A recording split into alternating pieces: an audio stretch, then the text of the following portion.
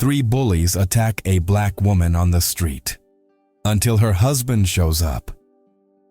Aaliyah is a dedicated nurse living in Atlanta, and after a long shift, all she wants is to get home in peace.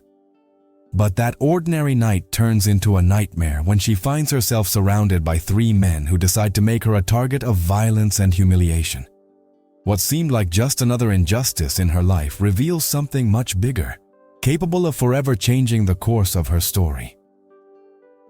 At her side is Ethan, her husband, an FBI agent who shows up in the midst of the chaos and discovers that the attack was not just an isolated act, but part of a much more dangerous plot.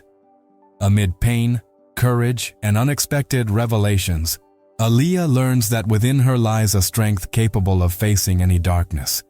And together, they discover that true love can become the most powerful weapon against hate. Before we start this story, I want to hear from you. Where are you watching from? Type your city or country in the comments. I'd love to know how far our stories are reaching. And if you enjoy intense love stories full of emotion, twists, and unforgettable endings, go ahead and subscribe to the channel. That way, you won't miss any updates and you'll be helping this project grow even more.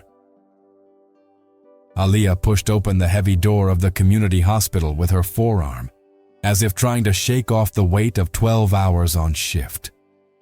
She was 29 years old, with luminous dark brown skin under the hallway's cool lighting, a slender face with defined cheekbones, and brown eyes that, even tired, still held an alert glimmer. Her curly hair, tied in long braids, brushed the collar of her navy blue coat. The surgical mask now hung from her wrist, along with her badge, and her hands, still smelling of alcohol, trembled slightly as she breathed in the Atlanta night air. It was almost midnight. The wider avenues echoed in silence, and the smaller streets seemed to hide shadows moving slowly. She checked her phone. The rideshare app showed the bus was delayed. 40 minutes, she murmured, frowning. Not tonight.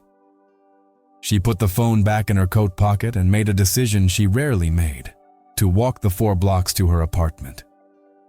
Her body ached, her feet, wrapped in worn-out sneakers, begged for a break. But her mind was still with the elderly patient she had just comforted with a soft song. "Everything's going to be okay, Miss Evelyn," she whispered to herself, like a mantra. The first block had yellow streetlights, the kind that make the asphalt shine like oil. Aaliyah walked with a steady pace, clutching the strap of her crossbody bag close to her chest. Her coat clung to her body with a chill wind coming down from the buildings. Passing a 24-hour laundromat, she caught her reflection in the glass. Subtle dark circles under her eyes, but a discreet smile, almost stubborn. "You did it," she said softly. Another shift. 2 girls came out laughing from a convenience store. A guy crossed the street on a bike. A rideshare car pulled up and left in a rush. The city was still breathing, but in long intervals. At each corner, Aaliyah scanned her surroundings with trained eyes. The closed door of a corner bar, the blue sign of a barbershop she'd known since childhood, the second-floor window of an old building where a TV flickered in silent color. She could hear her own footsteps and the distant hum of a siren that wasn't getting closer. Her phone buzzed. A message from Ethan. "I'll be home early tomorrow. Pancakes, I promise." Aaliyah smiled to herself, leaning her back against a streetlight for a second, like someone holding a secret to their chest. "You always promise and deliver," she replied, leaving a heart emoji and a pancake one that made her laugh. Then she tucked the phone away, took a deep breath, and kept walking. At the third corner, the lights were more spaced out, and the alleys darker. The neighborhood she knew so well took on a different personality at night.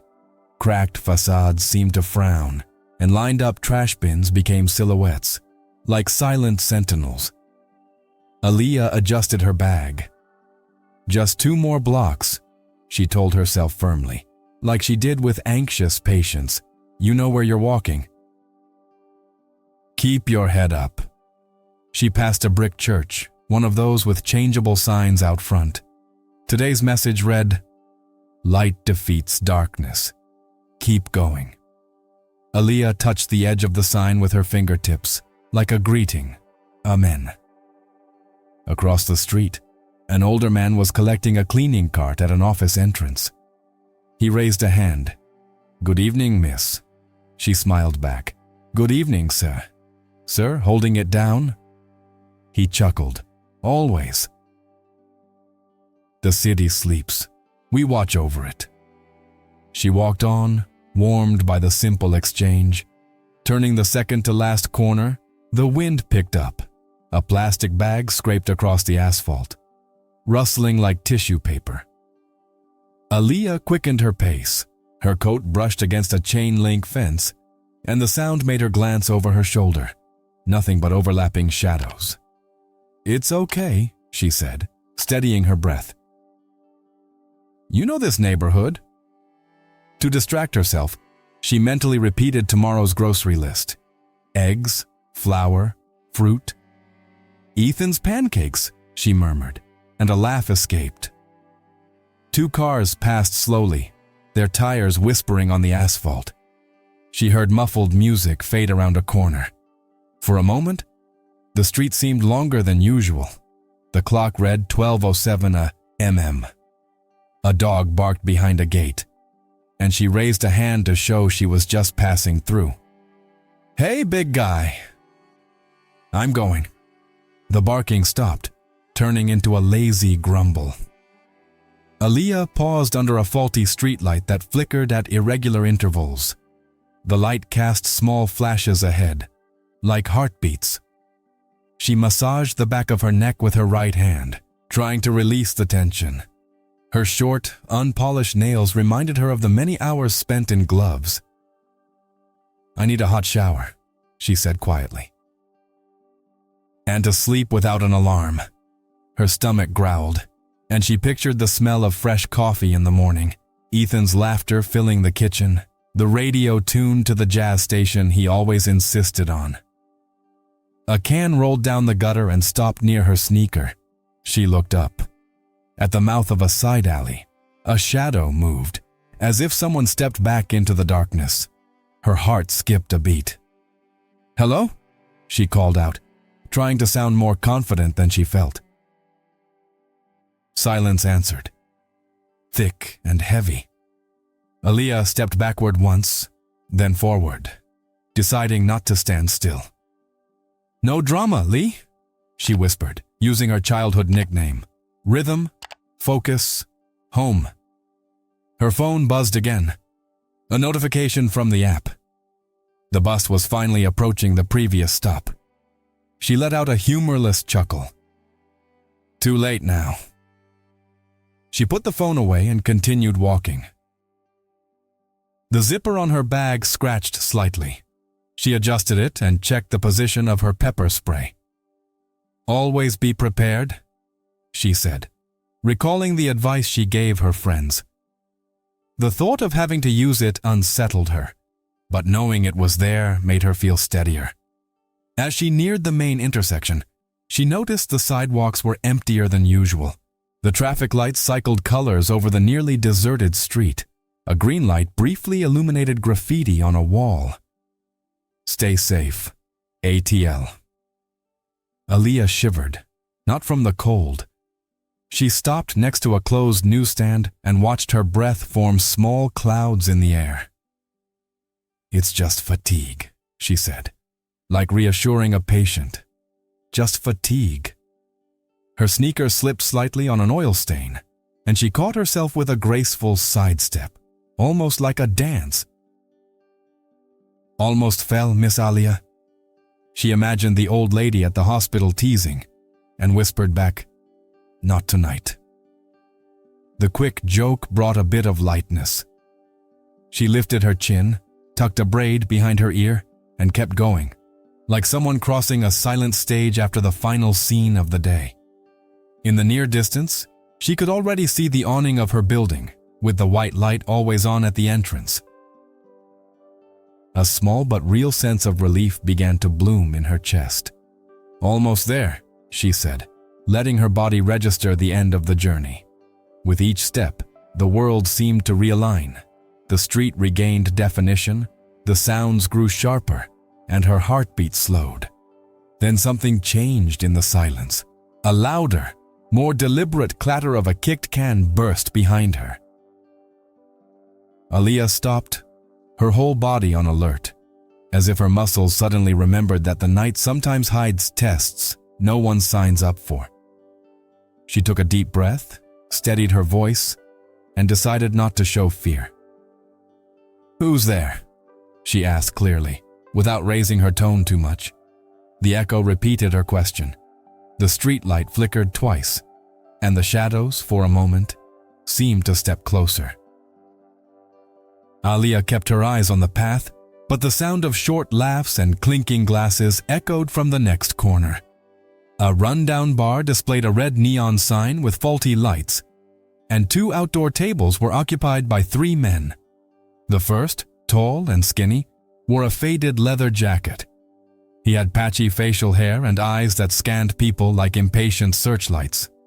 The second, short and stocky, had a thick neck, tattoos climbing to his jaw, and a dark cap pulled low.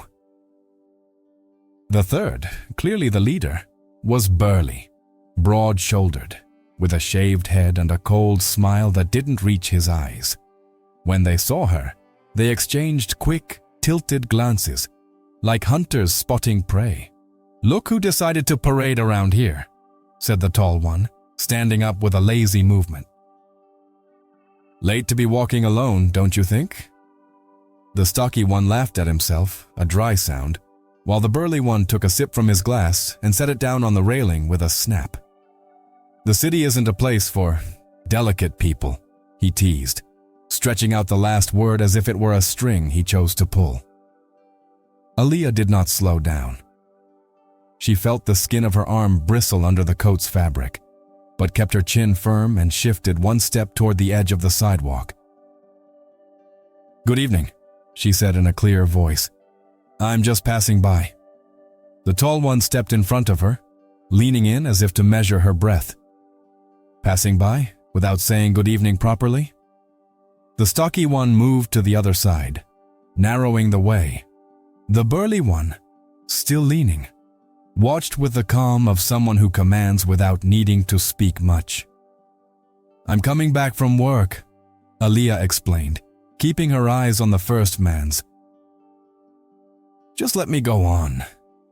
The tall one tilted his head, resting his hands in his pockets. "From work? Looks like you've already worked too much today." The stocky one let out a small laugh, looked her up and down, assessing every detail as if his opinion were a seal of approval. "Think saying 'let me pass' solves everything," he mocked, stepping closer. The leader lifted his chin, finally detaching himself from the railing. "Easy," he said, in a tone that calmed no one. "The lady is just lost." Aaliyah took a deep breath, felt the weight of the bag on her shoulder, and tried to set courage into her muscles. "I'm not lost. I live 2 blocks away. I don't want trouble." The leader stepped closer with heavy footsteps, the smell of alcohol coming in measured waves. "Trouble? Who said anything about trouble? We just want to talk. It's a long night." She tried to go around them on the right. The tall one slid his body to block her way again, now only a few inches away. Aaliyah noticed the hair on his arm, the pale skin under the jacket, and the aggressive energy of someone who enjoys testing limits. "Please, let me go on," she repeated, firmer. "I will not say it again." The stocky one raised his eyebrows, impressed. "Look at the courage." The leader smiled sideways. "I like people with courage." But courage without prudence becomes stubbornness. The comments began to change tone. They were no longer just jokes. They carried a poison she knew well, the mix of prejudice, condescension, and the desire to intimidate. The tall one spat out a filthy provocation with insinuating words she had heard before on the streets. Aaliyah raised her hand, palm toward them. Enough. The leader stepped closer, his shadow covering part of her face under the weak streetlight. Enough. Who's in charge here? Aaliyah took a half step back, calculating her escape route. She could retreat to the crosswalk and cross over, but the stocky one had already taken a lateral step, closing off that way. Her heart pounded in her chest, not in panic, but in alert. "I will not be cheap entertainment," she said, and her tone came out lower and clearer, like the voice of a nurse asserting herself in a crowded room. "Step back." The stocky one was the first to break the last boundary. His hand, heavy and rough, lunged forward and gripped Aaliyah's forearm, his fingers closing like clamps. She felt the pressure, a sharp sting under her skin, and the world seemed to shrink in a second. "Let go," she ordered, her voice deeper than she expected. The tall one laughed, pleased with the escalation, but hesitated when he saw that her eyes did not waver. "Looks like the lady's got fire in her eyes," he said, trying to turn the tension into a show. The leader tilted his head, intrigued by her firmness. "Let go of her arm," he murmured, without breaking eye contact. The stocky one, annoyed, did not let go right away. Aaliyah straightened her posture, her spine rising a millimeter with dignity. With her free hand, she discreetly touched her bag, confirming the position of the spray. "I said let go." This time, the phrase came out sharp, almost clinical. The stocky one laughed, but loosened his grip a little, and that was the opening she needed. With a precise wrist turn, the result of a self-defense class she had almost quit months before from exhaustion, Aaliyah freed her arm and stepped firmly back. "I will not say it again," she said, her breathing controlled, her chest rising and falling in a trained rhythm. The tall one made a move to step forward again, but the leader raised his hand, drawing attention to himself. "Interesting. You speak like someone who gives orders." He brought his face closer, her eyes reflected in his, and asked in a tone that tried to sound casual. "Who protects you, lady?" The question hung in the air, heavy. Aaliyah felt an old anger, from so many nights, so many streets. "I protect myself," she replied. "And I have someone who cares about me." The leader smiled, a thin smile without humor. "Everyone says that, until they realize the street has its own rules." He made a barely perceptible gesture with his chin, and the tall one shifted to Aaliyah's side, trying to flank her. The stocky one, further back, rubbed his wrist as if her small maneuver had wounded his pride. "I don't want to hurt anyone," Aaliyah said, to herself and to them, an attempt to keep the balance where dialogue still existed. "But if you stop me from leaving, I will scream until the whole block wakes up." The tall one let out a short laugh. "Who's going to hear?" The street seemed to hold its breath. The sign's light failed again, casting a red flash over their faces. The wind stirred her braids like flags in a hostile field.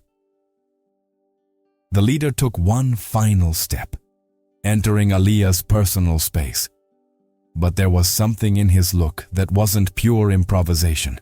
There was recognition, as if he had seen that kind of firmness before. "Last chance," he said without raising his voice.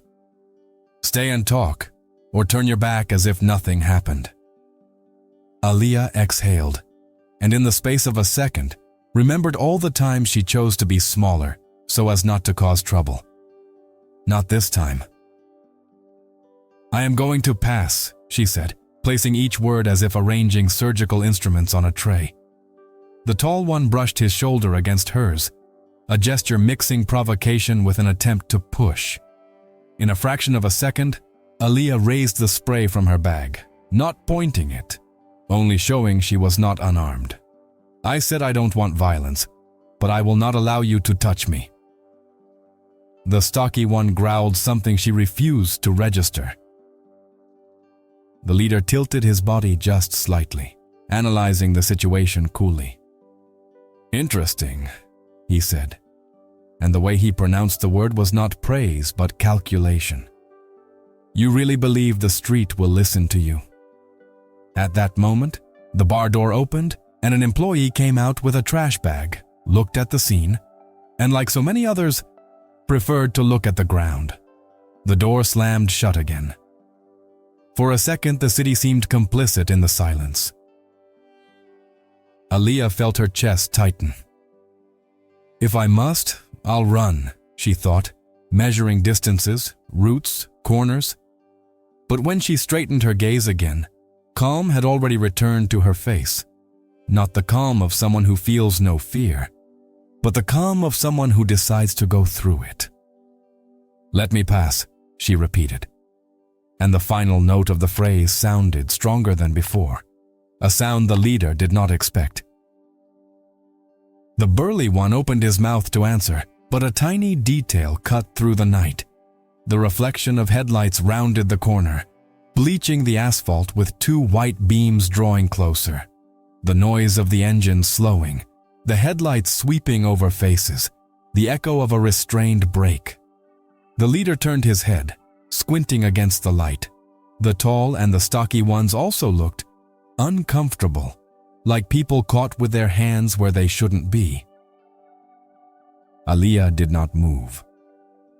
The light from the headlights outlined her silhouette with unexpected serenity, as if the city had finally found a voice. The car did not turn off. The sound of the engine held a second that seemed far too long. It was in that interval that Aaliyah realized it was not just any car. The shape of the bumper, the discreet paint, the posture of the one driving. Her heart recognized before her mind confirmed. "Who the hell?" began the tall one, raising his hand to block the brightness. The driver's door opened with a decisive click. A firm boot touched the ground, followed by the rest of the body emerging from the vehicle's shadow. The figure rose calmly, without hurry, and the whole night seemed to change density. The headlights illuminated the tense faces. But the moment shattered when the stocky one, still irritated at having lost control of her arm, lunged again. He grabbed Aaliyah hard, his fist closing around her forearm like a shackle. The pressure made her let out an involuntary sound, a short cry that mixed pain and indignation. "Let me go now," she shouted. But the street, almost deserted, gave no answer. Only the distant echo of the engine still vibrating at the intersection. She tried to pull her arm free, twisting her body, but the man was heavy. His fingers dug into her skin. "You can't do this," she cried, now in a louder voice. Her breathing quickened and, with it, a scream rose in her chest. "Help!" The sound cut the silence like shattered glass, but no windows opened, no footsteps approached. The city's noise seemed to retreat, leaving only the scene frozen at the corner. Two pedestrians appeared a few meters away, a young couple carrying grocery bags. They saw the scene. The man turned his eyes to his phone. The woman clutched his arm, hurrying their pace. Neither stopped. "You're seeing this," Aaliyah pleaded, but they disappeared around the corner without answering. Her heart tightened with a mix of fear and disbelief. "No one is going to help." The tall one came closer from the side, laughing. "Screaming won't help, princess." They don't want to get involved. The leader just watched, arms crossed, eyes narrowed, like someone observing a scene already rehearsed. His coldness hurt more than the force on her arm. "See, this is how it works. People prefer to look the other way." The phrase fell like a sentence, soaked in calculated cruelty. Aaliyah felt the tears burning behind her eyes but refused to let them fall. She swallowed the cry, lifted her chin. I am not invisible, she murmured, as if trying to convince herself. Then she drew in air with all the strength in her chest and shouted again, even louder, "Help! Please!" The echo of her voice ran down the empty street, crossing poles, windows, nekbam, novolos and corners.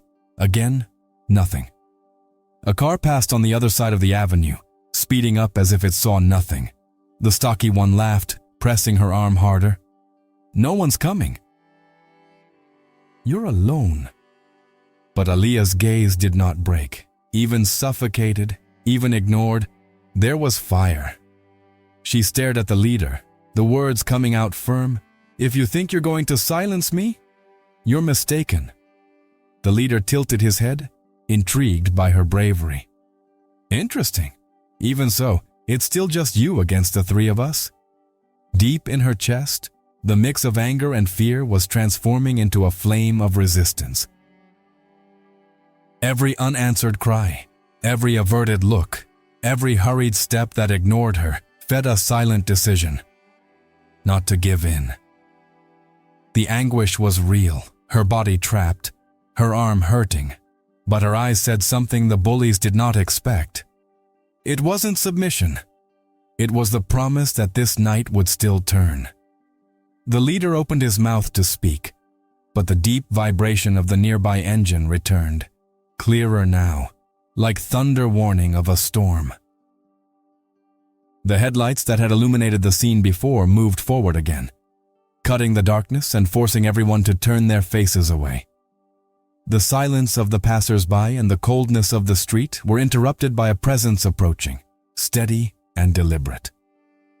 Aaliyah felt her heart beat harder, not just from fear but from a hope that insisted on being born. If you've made it this far, comment resistance. That way I'll know you're following the story and will leave the curious ones who only read the comments wondering. The deep sound of the engine grew until it filled the street, the headlights slicing through the darkness like blades. The stocky one was still holding Aaliyah's arm, but hesitated when the light hit him full on. The black car braked firmly and stopped at the curb, just inches from where they were. The driver's door opened with a sharp click, and a black boot touched the asphalt. The silence that had been complicit now turned into expectation. The man who stepped out of the vehicle was tall, athletic, with broad shoulders under a dark jacket.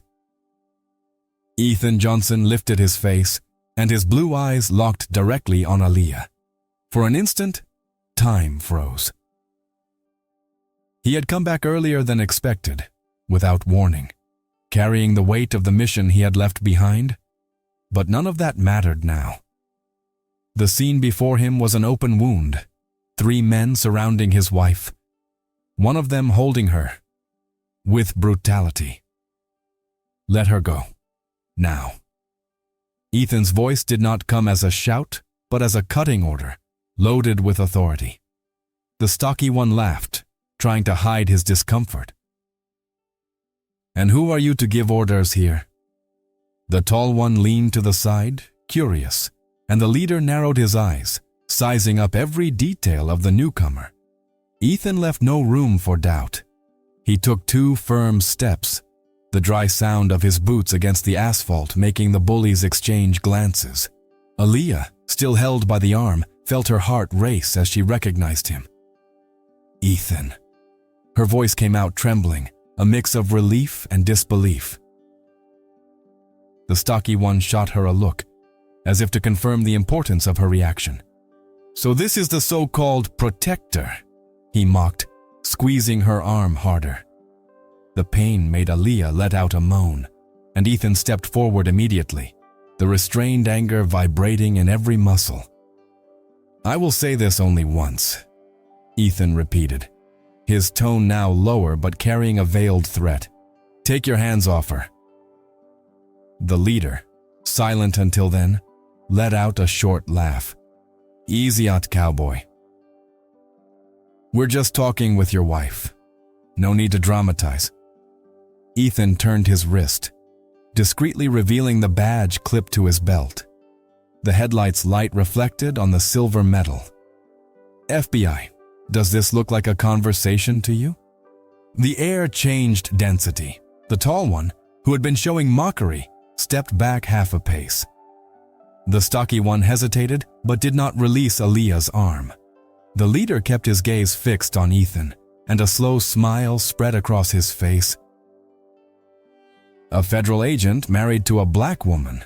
What a curious scene," he said, dripping venom into every word. The phrase cut Aaliyah inside, but also ignited Ethan's determination. He took 2 more steps, now close enough for the tension to be almost palpable. "Last chance," he said, his jaw locked. "Either you let her go willingly, or you'll learn the hard way." The stocky one clenched his teeth, torn between the leader's implicit order and the obvious fear now growing. Finally, he let go of her arm, giving her a slight push, as if to show he hadn't yielded out of cowardice. Aaliyah stumbled a little but steadied herself, eyes fixed on Ethan, who immediately opened a space for her to shelter behind him. The tall one crossed his arms, trying to keep his pose. So that's it? The hero shows up, the villains back down, and everyone goes home. The leader laughed quietly. "It's not that simple. You may have the weapon of the law, but here, on the street, the rules are different." Ethan kept his body upright, prepared, every muscle ready. His blue eyes did not waver from the 3. "Then let's see who sets the rules tonight," he replied. Aaliyah's breathing quickened at those words. She knew Ethan was not just an angry husband. He was a trained agent, capable of turning that alley into an arena in seconds. But what frightened her most was not what he would do. It was the calculated coldness in the leader's eyes, as if something bigger lay behind the provocation. A cold wind crossed the street, lifting Aaliyah's braids and swaying the bar's sign. The silence that followed was broken only by the distant sound of a siren somewhere in Atlanta. 3 against 1. But no one there had any doubt. The balance of the night was about to shift, and there would be no going back. The heavy silence at the corner broke the instant the stocky one lunged first, trying to prove he still had control of the situation. Ethan reacted with the composure of someone who had already lived through real confrontations.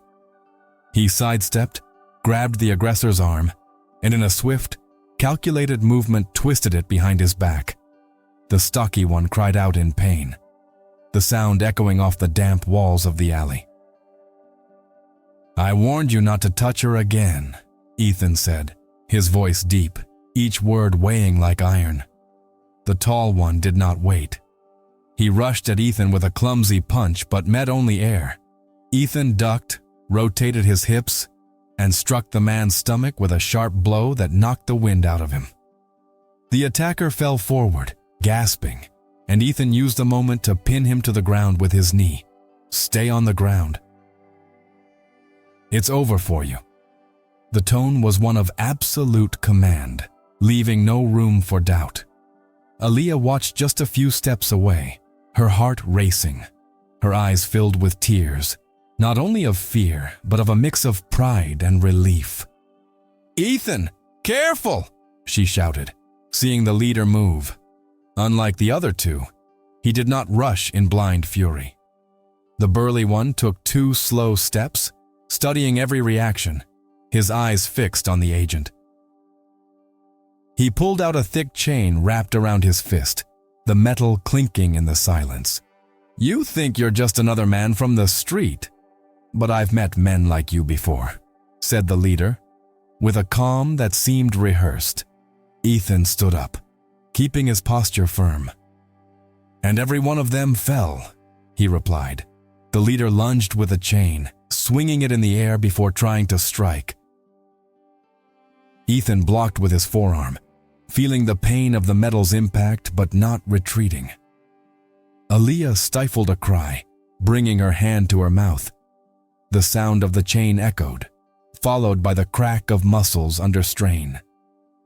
Ethan counterattacked, landing a direct punch to the leader's face. The man staggered but did not fall, The distorted smile that opened between the blood on his lip only confirmed that he was willing to go to the end. "You're not like the others," said the burly one, wiping his mouth with the back of his hand. "You're going to give me trouble."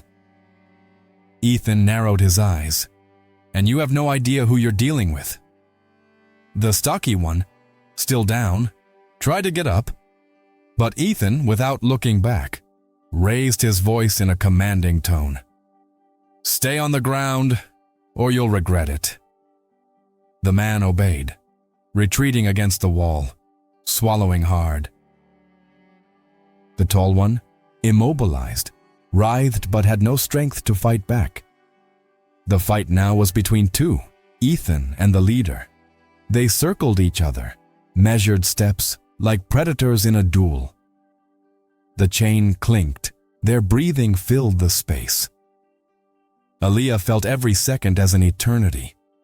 The burly one lunged again, aiming at Ethan's neck, but he grabbed the chain in midair, the skin of his hand burning against the metal, and yanked the leader closer. The collision of their bodies was violent. The two rolled on the ground, dust rising, until Ethan regained the position of advantage and pinned the aggressor to the cobblestones with his weight.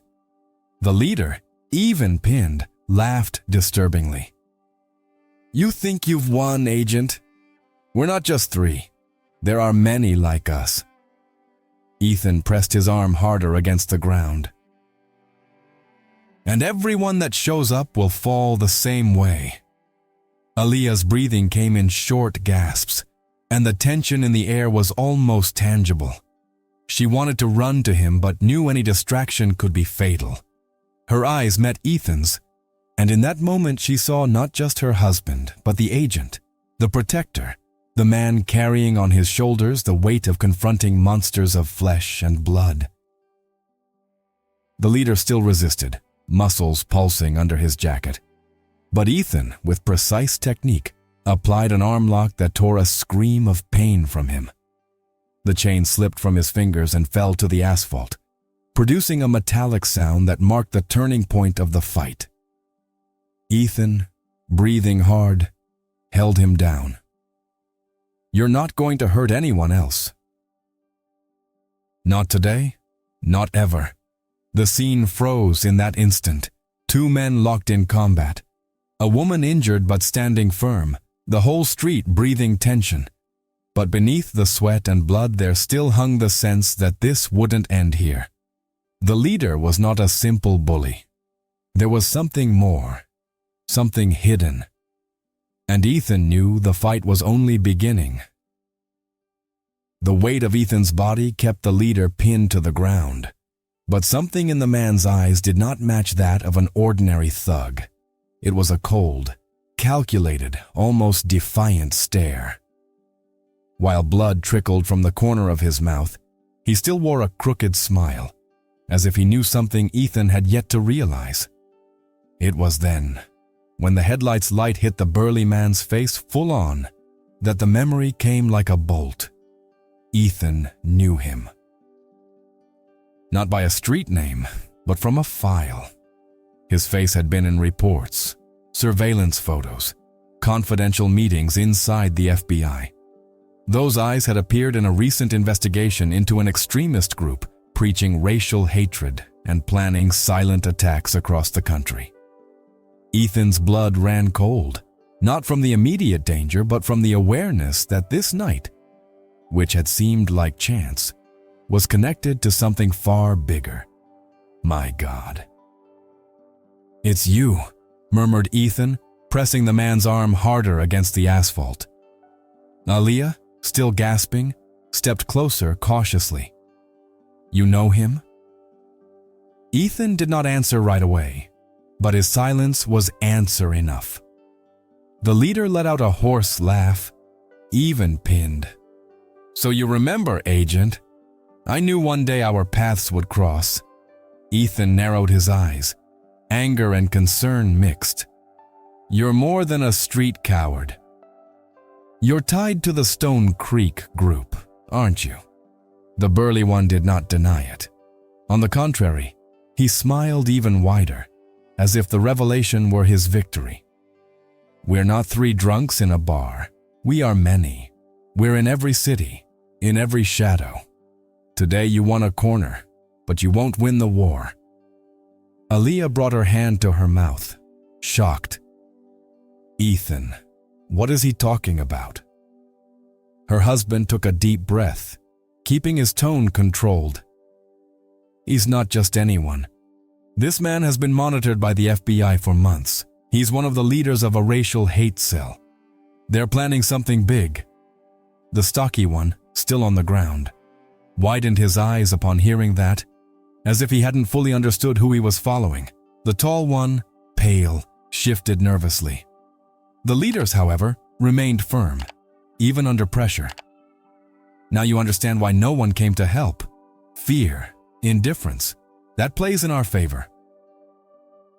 And you can't be everywhere at once. Ethan leaned in, his voice solid as stone. And I will hunt down every one of you, because the only thing greater than fear is justice. The night felt heavier after those words. Aaliyah clutched her coat against her chest, trying to process the weight of that revelation.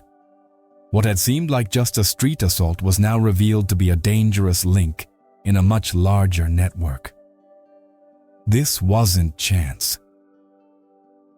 They had been thrown, without a choice, into a battle against something far bigger than their lives.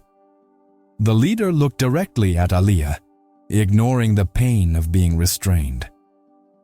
You think you're safe just because you're an agent's wife. We know who you are, and what happened here today won't be forgotten. Aaliyah felt a chill down her spine, but she didn't look away. She replied firmly, even while trembling inside. I'm not afraid of you.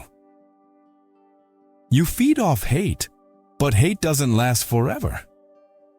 His smile faded for a second, replaced by a darker expression. Ethan used that moment of hesitation to handcuff him with the cuffs from his belt, the metallic click sealing the end of that immediate confrontation.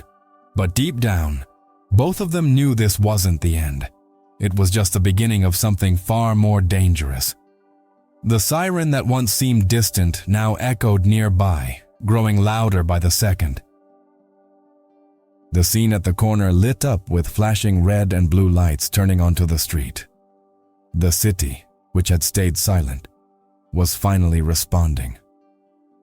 But Ethan knew the arrival of the police wouldn't be a relief. It would only make the night more complicated. If you've made it this far, comment justice. That way I'll know you're enjoying the story, and will confuse those who only read the comments. The red and blue lights reflected off the bar's walls and across Aaliyah's face, alternating between shadow and brightness. Ethan kept the leader handcuffed, but his eyes went to his wife, who was shaking on the sidewalk. She was free, but far from at peace. She hugged herself, feeling the pain in her arm where she'd been grabbed. More than physical pain, her soul was bleeding. Are you okay? Ethan asked. Aaliyah lifted her face, eyes full of tears. I'm alive. But that doesn't mean I'm okay. The memories hit like a shock. Followed in stores, stopped for no reason, always having to prove she deserved respect. Now, on that street corner, she realized that no degree or uniform was enough to grant her the right to walk in peace. How many more times will I have to scream and no one will hear me? She said, staring into the void. Ethan tried to touch her, but she pulled back. You came and saved me. But what if you hadn't? I would have just been another forgotten story. The handcuffed leader laughed with contempt. She gets it. Nobody cares. Aaliyah responded, her voice steady. Shut up. You live off other people's silence. But I won't stay silent. The words echoed with strength. They were no longer tears of fear, but of indignation transformed into power. Ethan looked at her and understood that it wasn't enough to protect her physically. You'll never be alone in those cries again, Aaliyah. Not today. Not ever again. She closed her eyes for a moment. The pain was still there, but the fire inside her burned brighter than ever. The sound of the police car doors brought everyone back to the present. Officers approached, and Ethan knew their arrival wouldn't be simple. Still trembling, Aaliyah whispered to herself, "Today they heard me scream. But tomorrow, who will listen?" The patrol lights dominated the corner as two officers stepped out of the car, observing the scene with suspicion. The leader remained handcuffed, still with a mocking smile, while the other two were cornered against the wall. Ethan, next to Aaliyah, showed his badge. "Agent Ethan Johnson, FBI. These men attacked my wife. I need you to take them into custody." One of the officers looked at Aaliyah with doubt. "She's your wife?" Ethan answered firmly. "Yes." "Aaliyah Johnson." "Nurse." "She was the victim." The comment sounded more like judgment than surprise, and Aaliyah felt the weight of that doubt. "Out of nowhere. I was coming home from work when they surrounded me and insulted me. If it weren't for Ethan, I wouldn't be here," she said, her voice filled with anger. The leader, still handcuffed, provoked. She just wanted attention. And he played the hero. The silence was heavy until the younger officer hinted, "You reacted because she's your wife?" Ethan stared at him. "I reacted because I'm a law enforcement agent, and because no one touches my wife without paying for it." The words echoed. But to Aaliyah, it felt like their marriage was being put on trial through the quick glances and whispered judgments around them. As the officers prepared the attackers to be placed in the patrol car, tension still filled the air. Aaliyah whispered to Ethan, "Even when we survive, they treat us like we're the guilty ones." He answered firmly, "You're not guilty of anything." But she insisted, emotional, "I'm never just me. I'm what they see. Color, stigma, prejudice." The older officer cleared his throat. "Any exaggeration in the report could turn against you." Ethan answered without hesitation, "The report will show the truth. If they try to distort it, I'll take it to the division director myself." The siren of another patrol car sounded in the distance. Aaliyah closed her eyes, taking a deep breath. But she knew that night carried more than just the attack. It held the weight of existing in a world that still tested her dignity. When the officers took the attackers away, she whispered, tears held back. "They think the fight is over, but for us, it's just beginning." Ethan looked at her in silence, certain that the night wouldn't end there. The sound of handcuffs still echoed when Ethan's phone vibrated. He stepped away a few steps, answered, and heard the cold voice of an FBI superior. "Agent Johnson, those men are part of a larger investigation. You were not supposed to get involved personally." Ethan stared at the leader, being loaded into the car with a defiant smile. "They attacked my wife. I had no choice." The reply came cold. "There's always a choice. Continue and you'll risk months of work. Your duty is to step back." Ethan's chest burned, but the image of Aaliyah surrounded was stronger than any order. No investigation is worth more than her life. I'll protect her, no matter the cost. On the other end, the threat was clear. You're putting your career at risk. If you disobey, there's no turning back. Ethan hung up. The decision was already made. Aaliyah saw the tension in his face and walked over. "Ethan, what is it?" "They want you to back off, don't they?" He nodded, his voice steady. "I might lose my badge, but I'll never lose you." She cried, trying to argue, "I don't want to be the reason you lose everything." Ethan interrupted her, holding her face in his hands. "You're not the reason. You're the reason I keep fighting. I won't let hate dictate our lives." A cold wind blew hard, and Aaliyah hugged him tightly, feeling his heart racing.